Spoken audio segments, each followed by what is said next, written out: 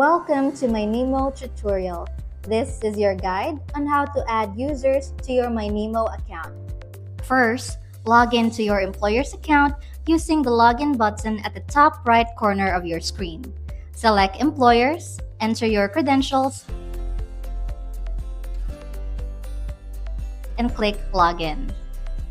Then, on your employer's panel, go to the Account tab. Click on the Add User button and fill out the information of the additional user.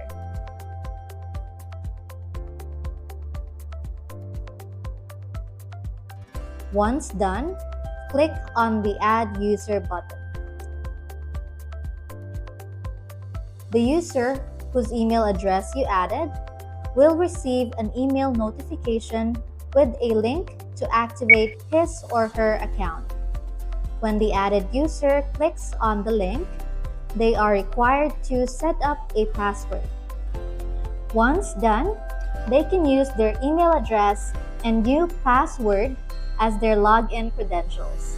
Thank you for watching my Mynimo tutorial.